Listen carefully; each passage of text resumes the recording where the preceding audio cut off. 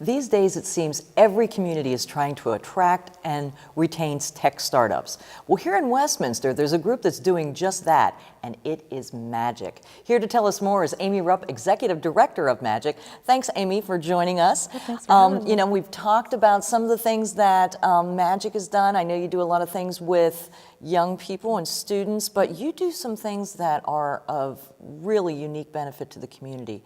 The first thing that springs to mind is your Healthy Home.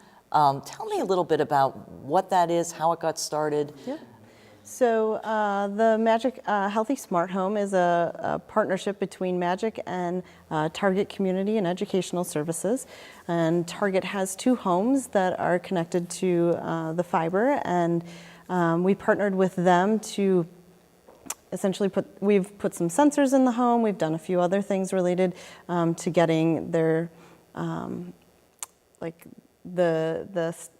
sorry, we've moved them from using paper to being able to record what they need to record online. And so the goal of that project, though, is to be able to collect different data, to be able to do some analytics, and hopefully decrease ER visits, decrease unplanned visits to the doctors for the clients that are living in that home. And we're at the very early stages of this project. We are collecting some environmental data right now in the home, and eventually we'll be collecting physiological data, so like heart rates and that sort of thing, with the hopes that we'll be able to improve the health of the clients that are living in that house. Well, that's pretty neat, Yeah, and I would think that would have applications, broader applications, and help even seniors be able to let them age in place, that type of thing. So that's pretty exciting. Yeah. We have hopes. We have hopes absolutely to be able to spread that program once it's kind of up and functioning. Yeah. Okay. Well, you have some other innovative pieces. You have an incubation program, and that's really letting things bubble up from the beginning and starting from nothing. So if I've got an idea, I can come to you and you can help guide me. Yes. Yeah. Yes. So we work with tech startups, and a lot of it is sort of working out their idea. Oftentimes we'll connect them with other resources in our community, like Miller and the SBDC. But oftentimes these are, very early on in their stages of trying to figure out their idea. We often have students as well that have participated in our events and really sort of got that itch for it, and they'll come back to us. We really try to help them, guide them, and then connect them with other resources in our community that can really take them to the next level. Right. Well, now you mentioned some partnerships. Tell me about some of the partnerships that you have. You mentioned Burke.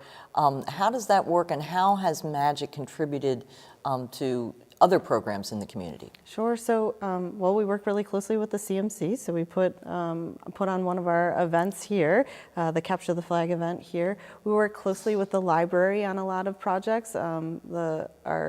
The Carroll County Public Library is a very innovative library, and we're really lucky to have them. And they've really helped us with connecting to other libraries to be able to do some of our events remotely. We partner closely with the colleges here, with other nonprofits like the Tech Council, the Chamber of Commerce.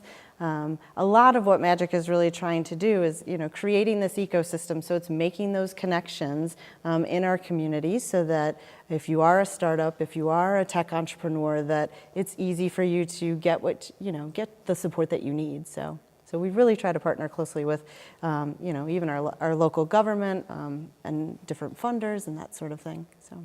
Okay. It takes a village, that's what I always say. Right. Well, part of what you're doing, you got the community, you got the students, you got adults. If I'm just a person that's interested in tech on the periphery, but I'd like to learn a little something, you have a pretty unique little program. What's it called? Hack and Sip? Yeah, What's that about? Our Hack and Sip. So every March, it's usually around the beginning of March, we do our Hack and Sip. And so it's a combination of tech and wine.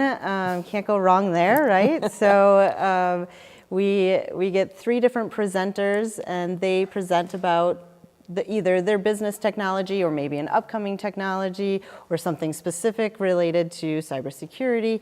And then we have wine and hors d'oeuvres, and you rotate the night through wine and hors d'oeuvres and learning about technology. And that's a good old time. It's a fun event. So if you ever need something to do in March, come to the Hack and Sip for sure. Now, all these programs sound like they take a lot of work. So you have a big staff, or how do you pull all this off? Yeah, so we have 2 staff, but we have a very, very dedicated board. So we have 16 board members, and then we have probably 100 volunteers that we rely on to really pull together all of our events. I don't have a tech background, so we are relying on volunteers for everything related to the specific technology that we use. So. Okay. And so if I wanted to get involved, or I wanted to learn more about one of these programs, how can I get in touch with you? Sure. The best way is to go to our website. It's magicinc.org. My email is on there as well. People can email me or call me, and all of my information's on there. Okay, terrific.